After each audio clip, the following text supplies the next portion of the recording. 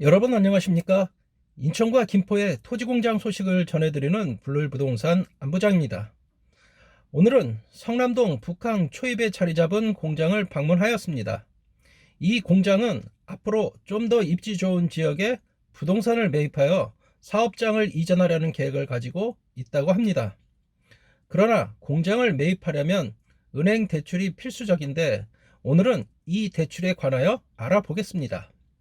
대출하면 막연히 부담스러운 느낌이 들고 대출은 부정적인 것이라 생각하시는 분들이 많습니다. 과거에는 금리가 높았을 뿐만 아니라 개인이 은행에서 대출을 받기가 굉장히 어려웠습니다. 그래서 보통 사람들은 가지고 있는 부동산에 임대를 놓고 그 보증금을 은행에 맡겨 높은 이자를 취했습니다. 이렇게 과거 세대들은 젊었을 적 대출이 어렵고 받는다고 해도 높은 금리에 허덕이는 경험을 했기 때문에 당연히 대출에 대해 부정적인 고정관념이 자리 잡을 수밖에 없었습니다. 문제는 그 고정관념이 고스란히 자녀들에게 전해져 그 다음 세대들도 대출에 대한 무조건적인 공포를 가진다는 데 있습니다. 주변에서 대출이 하나도 없는 것을 자랑처럼 이야기하시는 분들도 한 번쯤 보셨을 것입니다. 그리고 그런 분들은 대출을 받고 나면 하루라도 빨리 그 대출을 갚아야 한다고 생각을 합니다.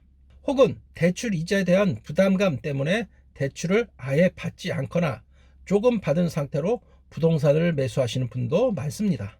그렇다면 대출은 안 받는 것이 좋을지 아니면 적극적으로 대출을 받아야 할지 대출의 목적을 알아보겠습니다. 대출을 하는 목적은 두 가지로 볼 수 있습니다. 첫 번째는 소비를 위한 대출과 두 번째는 투자를 위한 대출로 나눌 수 있습니다. 첫 번째, 소비를 위한 대출이 있습니다. 소비, 즉 지출에 해당되기 때문에 이자에 대한 부담감이 클 수밖에 없습니다. 신용대출, 학자금 대출, 현금 서비스, 카드론 등이 이에 해당합니다. 결국 높은 확률로 자산 감소가 이루어지는 악순환을 만들 수 있습니다. 두 번째, 투자를 위한 대출이 있습니다. 대출 이자를 넘어서는 수익을 만들어낸다면 자산은 오히려 상승할 수 있습니다. 부자들은 자기 자본을 최대한 낮추고 수익률을 높이는 것에 집중합니다. 실제로 공장을 운영하는 사장님들 중에는 대출을 갚는 것 자체를 생각해 본 적이 없다고 하시는 분도 계십니다. 오히려 대출을 더 늘려 자산과 사업 규모를 키우는 것에 우선순위를 둔다고 합니다. 만일 이와 같은 사장님처럼 부채를 잘 활용할 수 있다면 부에 한 걸음 더 가까워질 수 있을 것입니다. 다음은 대출을 받기 전에 고려해야 할 점을 알아보겠습니다. 현재 화폐 가치와 자산 가치 중에 어느 것이 우위에 있는지 판단해야 합니다.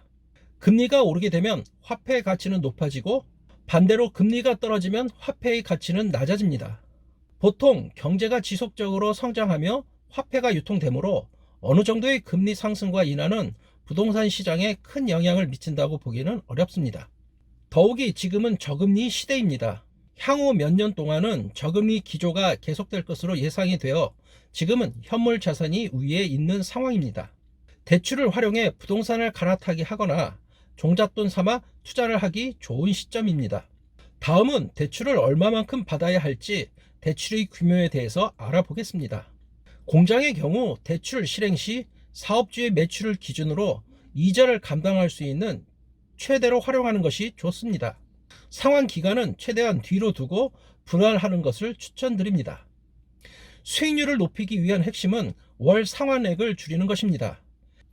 이자 납부 기간인 거치 기간을 최대한 늘리는 것이 좋습니다. 마지막으로 대출 상환은 언제 하는 것이 좋을지 알아보겠습니다. 대출을 빨리 갚아야 한다는 고정관념을 버리는 것이 좋습니다. 대출을 갚으면 대출금만큼 기회비용이 없어지는 것과 같고 그만큼 자본금을 만드는데 또 오랜 시간이 걸리게 됩니다. 대출금을 갚기보다는 갈아타기를 하거나 새로운 투자처를 발굴하는 것을 추천드립니다. 대출금은 해당 물건을 매도할 때 자연스럽게 청산하시면 됩니다. 지금 당장은 대출금과 이자가 굉장히 크게 느낄 수 있습니다. 하지만 5년, 10년, 20년이 지나고 난 후에 돌아보면 대출금과 이자는 정말 말도 안 되게 작아져 있을 것입니다. 대출을 잘 활용할 줄 알고 지배하셔야만 부자가 되실 수 있습니다. 오늘은 대출의 목적, 규모, 상환 시기 등에 대해 알아보았습니다. 오늘 대출에 관한 영상을 보시면서 투명하고 신뢰 있는 정보를 주어야 할 공인중개사가 대출을 이용해 투기를 방조하는 내용으로 설명을 하는지 아니면 부자로 가는 또 다른 정보를 주는지의 여부는 오늘 영상을 보시는 시청자분들의 판단에 맡기도록 하겠습니다. 감사합니다.